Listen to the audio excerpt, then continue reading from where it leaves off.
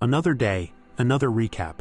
The wait is over once more, and today I have created a recap on the Mechanic franchise. These action thriller movies will include both The Mechanic and The Mechanic Resurrection. Spoilers ahead, watch out and enjoy the recap.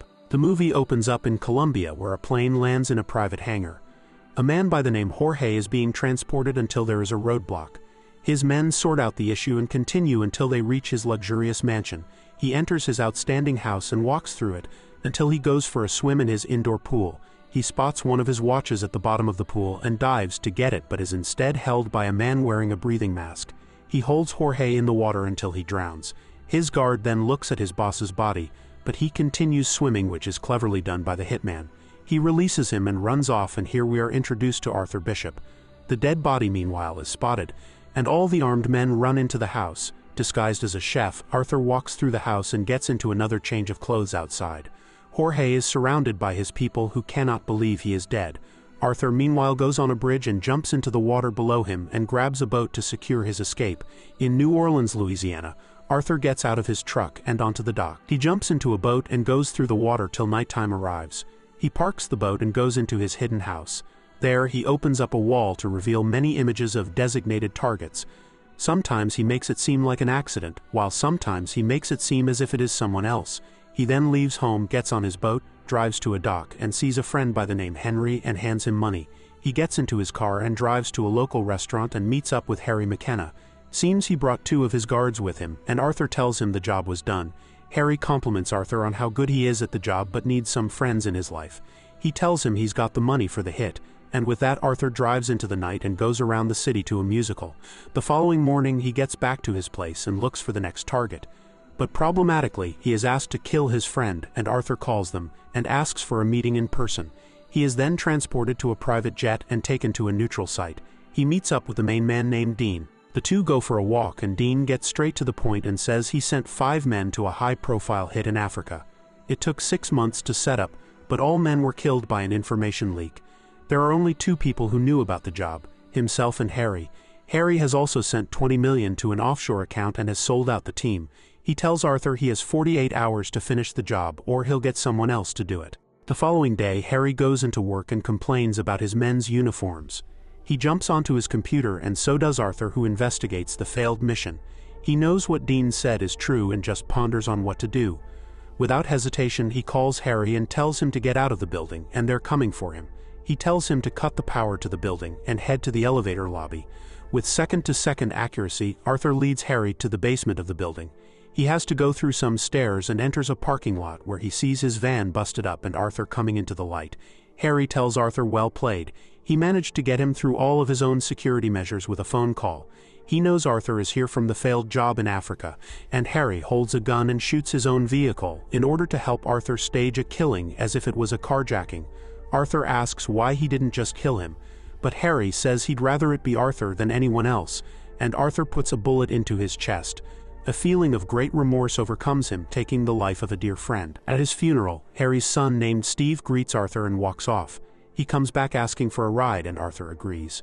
On the way, Steve is told that Harry did care about him a lot, even though they did not speak to one another. Arthur is invited inside Harry's house, which turns out is going to be taken by the bank.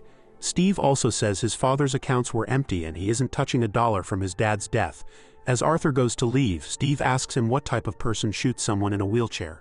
Gutted, Arthur just walks out. Later, Steve mourns in his own little way. He breaks the house until the scene cuts to him inside a car. A man then sneaks up on him and asks if he needs any help. Steve says he doesn't, and the man aims a gun at him and wants the car. He doesn't like that, and it seems he parked his car in a high-crime area to find the carjackers that killed his dad. He whacks the man continuously and beats him senseless and is about to kill him until Arthur comes from nowhere and stops him. He releases the beat-up man and puts Steve into the car. The next day, Arthur tinkers around a bit and then goes shopping. He is spotted by Steve, who pulls over. He asks Arthur if he can turn him into a hitman.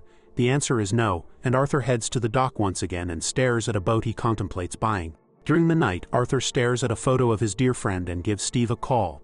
He answers it, and Arthur gives him an address and time to be at. When time comes, the two meet up with each other, and Arthur tells Steve that he is a mechanic, a hitman that solves problems for people. He also mentions his line of work is no easy task, and the duo then adopts a dog, and Arthur continues by saying being a mechanic requires a certain mindset. There is no such thing as revenge.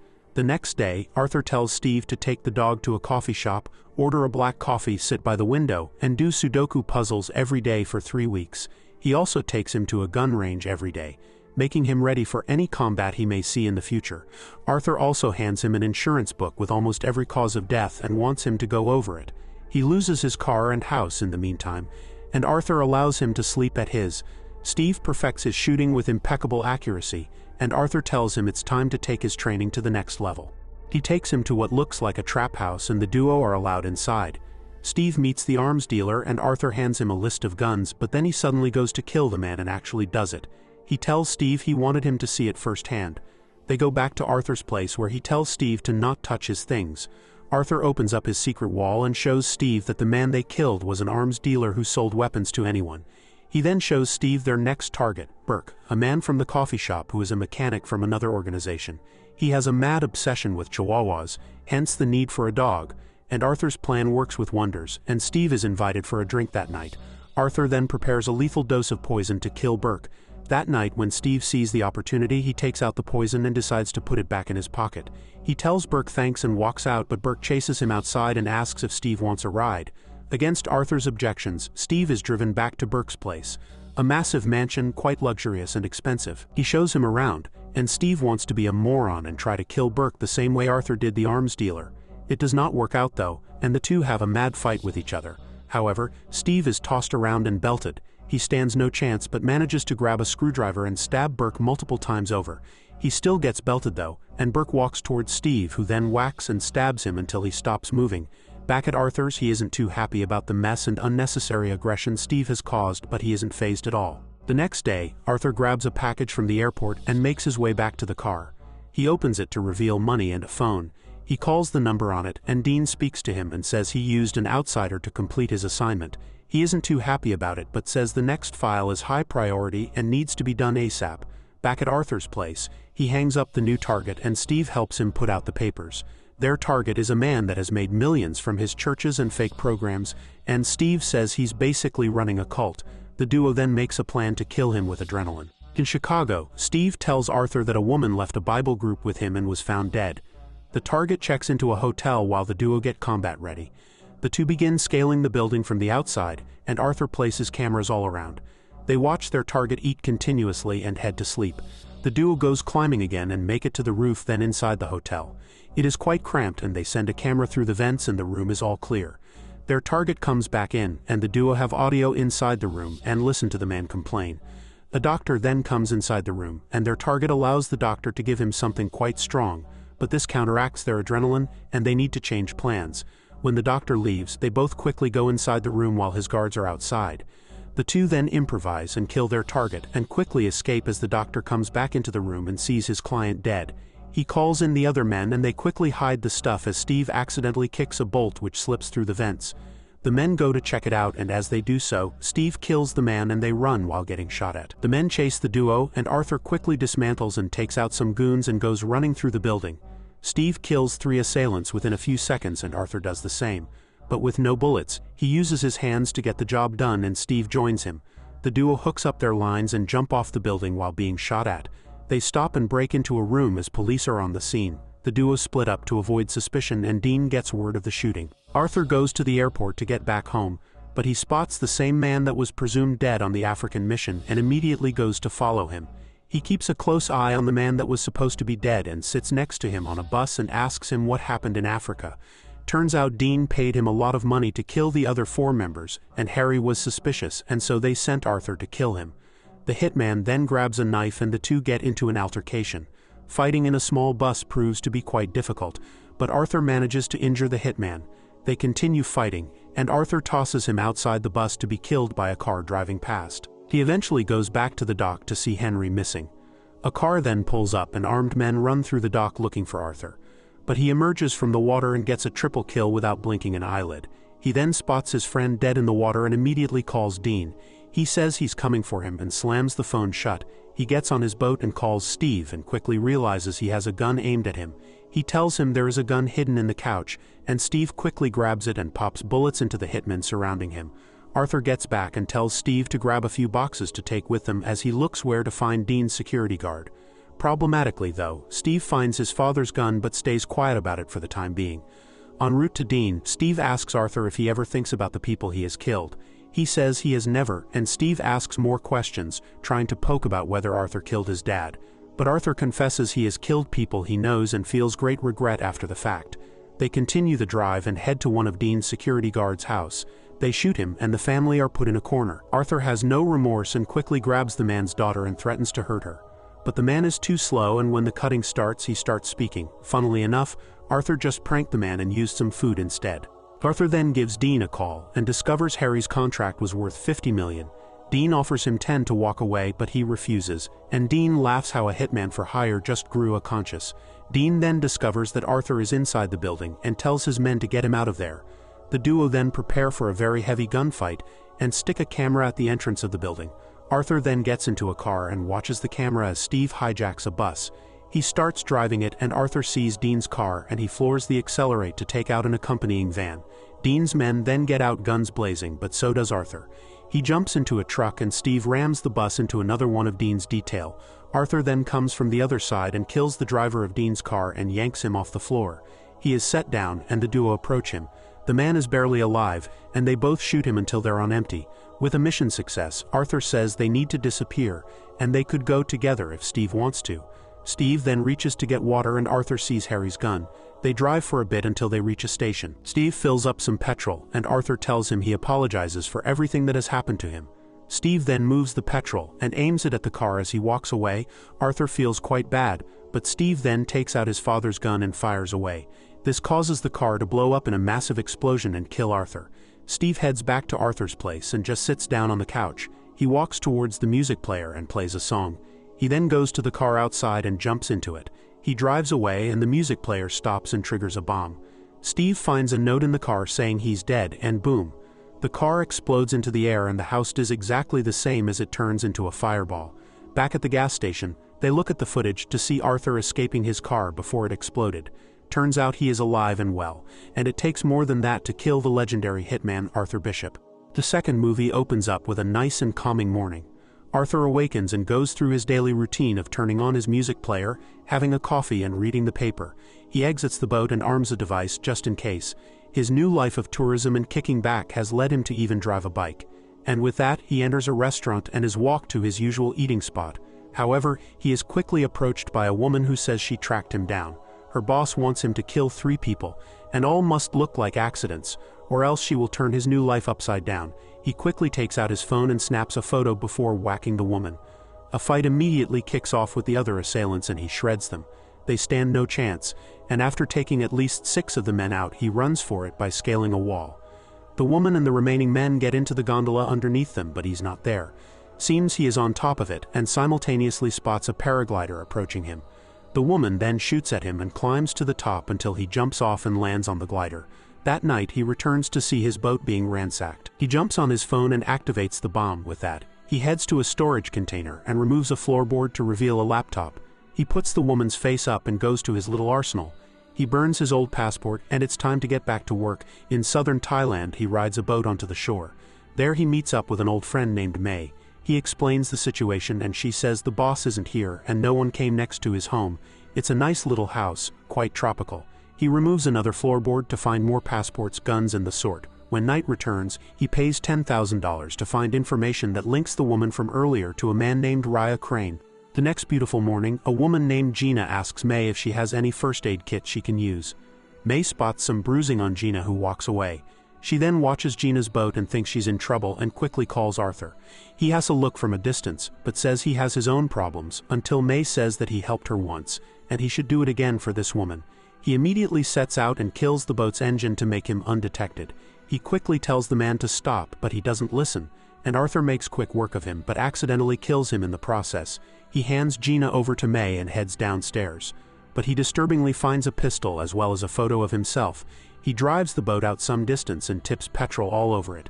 He launches a flare from a distance and ignites the boat, leaving no evidence. He immediately goes back and asks Gina who she is. After a gun is pulled, she confesses Crane blackmailed her to come to Arthur and fake as if she's in danger. She was then supposed to call a number when he rescued her. A gorgeous morning approaches once more, and as Arthur walks along the beach, Gina spots him. He puts on his gear and goes for a swim and soon discovers that Gina runs a shelter for young kids who were victim of some heinous crimes. Seems Crane threatened her shelter and the children. But Arthur then spots a boat from a distance and takes a look, but also finds them taking a look. He quickly goes outside and walks alongside Gina for Crane's people to think their plan is working, and the two attend a local wedding. At nighttime, Arthur lights a fire and Gina approaches him and thanks him for what he has done for her and apologizes for bringing him into this mess. Her kids are the most important thing to her, and Arthur tells her that he too was an orphan that was sold to a gangster who made him into a soldier, and Crane was also there. Turns out Arthur escaped and Crane didn't. Gina feels nothing but apologetic for Arthur and gives him a hug. The next day, Crane's men alongside the local police jump onto the beach and kidnap Gina. Arthur puts up a fight, but he is eventually held at gunpoint and handed a phone. He is escorted to Bangkok and inside a mansion. When he sits down, a bomb activates and Crane finally reveals himself. Arthur gets straight to business and tells Crane he will give him one chance and one chance only to walk away. Crane laughs at him and throws him a file containing 3 targets. The first target is Krill, a mass murderer and massive arms dealer, but he's locked up right now, and this gives him safety from his enemies. He then hands him something to swallow only after he has confirmed the kill so that his men can track and pick him up. Gina meanwhile is taken to a high-class yacht, and Arthur does what he always does before a kill. He analyzes everything from the height of the walls to the sharks in the water. He looks through wanted posters and finds one that looks like him. He grabs a few items he'll need for the mission and gets back to his apartment where he begins creating some stuff. He hides the tracker and does some math on how high the wall is. He replicates the wanted man's tattoos and also creates a fake passport. Walking through the streets, he intentionally annoys the cops, but when they see who he is, they arrest him. He is immediately taken to jail, and Crane's men wait outside the prison. Now comes the part when Arthur sees if his items are cleared to take in with him. The man searching it gives him the okay, and he walks into the prison. Arthur then spots Krill and his goons around him. One of the other prisoners says Krill killed so many people and a lot of prisoners want him dead as he killed their families, but the guards around him make it impossible. Arthur spots a man hiding a knife, and he quickly steals it from him. Later into the day, Arthur sees a man running towards Krill with a knife attachment on him. He then throws his knife and saves the general. Krill quickly gets up to see that Arthur saved his life, and he is quite grateful and asks him to join him for dinner, but Arthur says he doesn't enjoy the company around him. Krill uninvites the guards, and as nighttime is near, Arthur is escorted by the corrupt guards to the luxury suite of the jail. Krill invites him inside and says the man that he killed today used to work for him and was upset because Krill killed his brother. Krill then says when he leaves the jail he will run Africa. Almost immediately, Arthur puts his target into a chokehold and puts a towel over him to knock him out. He quickly makes some poison and forces the man to drink it. His guards come in to check if everything is okay, and Arthur tells them he is meditating. But the guards meanwhile receive wind of what just happened, and Arthur goes to the back wall and places some of his gum. He eats the device, puts shark repellent on himself, and the wall blows up behind him. The guards shoot at him as he dives off the side of the island into the water. Crane's men then pick up the location and bring Arthur onto their boat. He wants a call immediately with Gina, and Crane sets it up. Arthur asks her if she's holding up okay, and she says Crane has given him 36 hours to take out the next target, Adrian Cook. Crane then sees Arthur's father's watch on Gina and is very happy to see he finally found a weakness. In Sydney, Adrian sits atop a level 58 sky-rise. He is a mining billionaire and has plenty of manpower by his side.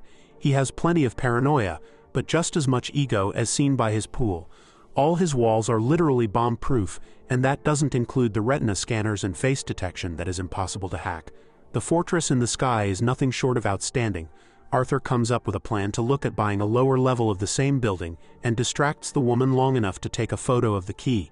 He begins analyzing the floor plans and makes a small homemade bomb covered with a screw. The bomb completely shatters glass. Arthur puts on a mechanic's uniform and heads to the level underneath Adrian and removes a window. He begins scaling the skyrise, going one step at a time. Eventually, he reaches the pool and uses a suction device to hang himself 58 levels in the air. He moves across the pool and places himself perfectly to begin screwing and inserting his homemade bombs. He injects the bomb and Adrian sees him, but it's too late. Arthur slips down to the lower level and the pool shatters, causing Adrian to fall to his death. Arthur walks away, and the news reports the death to Crane, who is astonished. His goon sets up the camera for another call with Gina, but she angles it to the boat behind her and Arthur accepts the call. She tells him the watch stopped working, and Arthur analyzes the background, and the goon realizes and whacks Gina. Arthur quickly calls the harbor master's office and manages to get the location of the vessel. He boards a chopper and sees that the ship is missing and flies through the harbor to find the boat. He then decides to jump out the chopper into the water. Stealthily, he makes his way onto the boat and begins killing the thugs. He takes out another as he walks towards Gina and gets a triple kill medal using his silenced pistol. He makes his way downstairs and gets into another battle with a few more men. He uses his surroundings wisely and is out of bullets though. He spots Gina but then gets shot at from all around him. He completes a sick-ass move to break a few heads. But his next trick is much better though, and he is finally stopped and taken to Crane. Crane tells him to kill the third target, and when he walks off, Arthur continues his assault and takes out more goons as he jumps in the water and goes to his hidden breathing mask underneath and swims away. In Bulgaria, Arthur drives through the streets and plans to kill his third target, Max Adams, an American arms dealer. Max has built an indestructible defense system on his stronghold. He also has world-class submarines in the compound. Arthur does some research to discover that Crane now has most of the world's weapons market from the death of Krill and Adrian.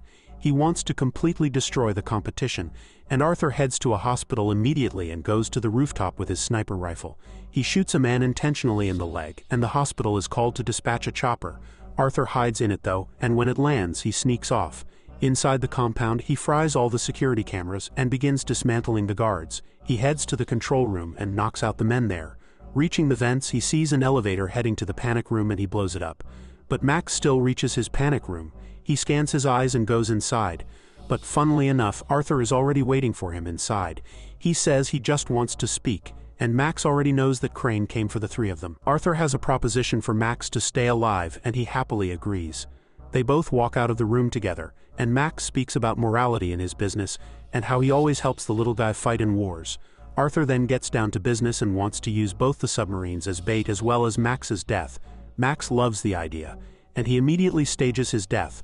Arthur gives him the breathing tank underwater, and Crane sees the news that Max is dead, but he is alive and well. Arthur then gives Crane a call to which he agrees to free Gina when his men verify the death and steal the submarines. Arthur goes back to the compound and begins setting up some lethal traps. He knows the men are en route and he plans to take them all out.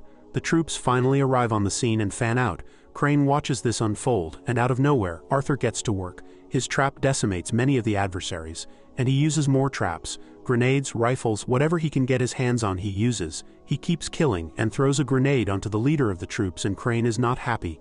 Arthur quickly gets onto his underwater device and heads towards Crane. But Crane grabs Gina and uses her as bait. He then watches all cameras to see where Arthur is.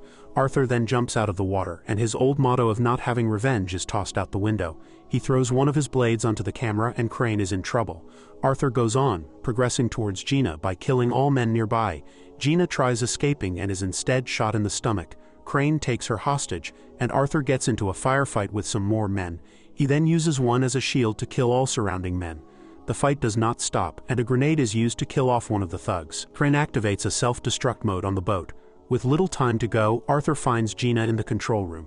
He discovers the bomb and throws Gina in an escape pod and detaches it. Crane wants the annoyance dead, but Arthur is too skilled in his combat awareness for them to have a chance. He and Crane fire at each other, and when the bullets run out, they move to hand-to-hand combat instead.